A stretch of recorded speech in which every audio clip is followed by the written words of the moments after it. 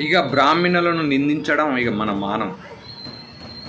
ఎందుకంటే మనం మానసిక రోగులుగా తయారైనాం. నిజంగా కుల సర్టిఫికేట్ వాళ్ళని ఇస్తున్నారా? కుల సర్టిఫికేట్ మండల అధికారి ఇస్తున్నాడు. ఆయనది ఏ కులం మనకే తెలియదు. అక్కడైతే బ్రాహ్మణులు అయితే కుల సర్టిఫికేట్ ఇవ్వట్లే కదా. పోనీ కుల సర్టిఫికేట్ తెచ్చుకుంటున్నారు కదా. ఆ కుల సర్టిఫికేట్ తోటి రిజర్వేషన్ అనుభవిస్తున్నారు కదా. ప్రభుత్వ ఉద్యోగం కూడా కొడుతున్నారు కదా.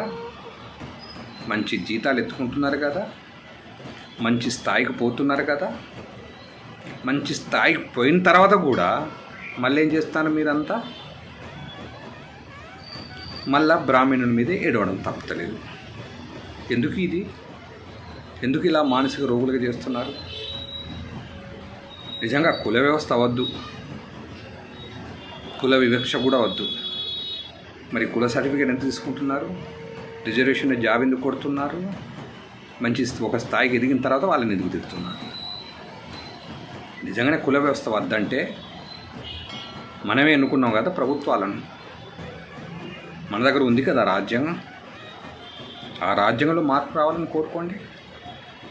రాజ్యాంగంలో చాలా మార్పులు తీసుకొచ్చి కుల వివక్ష ఉండద్దు, రిజర్వేషన్ ఉండకూడదని కొట్లాడండి. మన రాజ్యాంగాన్ని గొప్పగా చెప్పుకుంటాం కదా. రాజ్యాంగాన్ని అయితే బ్రాహ్మణులు రాయలే కదా. రాజ్యాంగాన్ని కూడా ఒక దళితుడే రాశాడు కదా. అది కూడా అంబేద్కర్ రాశారు కదా. మనం గొప్పగా చెప్పుకుంటాం కదా. ఇప్పుడు రాజ్యాంగబద్ధంగా నడుస్తుంది కదా. మొత్తం రాజ్యాంగ ప్రకారంగా దేశం నడుస్తుంది కదా. అక్కడ ఏమైనా బ్రాహ్మణులు అయితే నిర్ణయాలు తీసుకుంటలేరు కదా.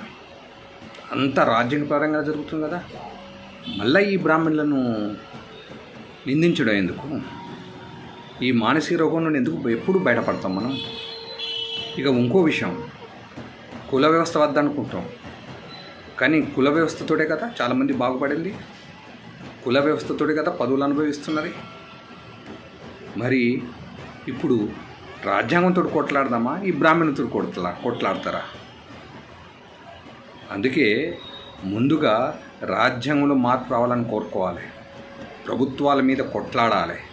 ఎవరి ప్రభుత్వంతో వాళ్ళని అడగాలి. మాకు రాజ్యాంగంలో మార్పు రావాలి, మరి రిజర్వేషన్ తీసేయాలి, కులాల వ్యవస్థను తీసేయాలని అడగాలి.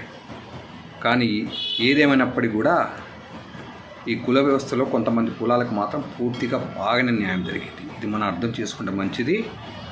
ఇక బ్రాహ్మణుల మీద వాళ్ళ మీద పడి ఏడవడం కూడా మానేస్తే మంచిదేమో.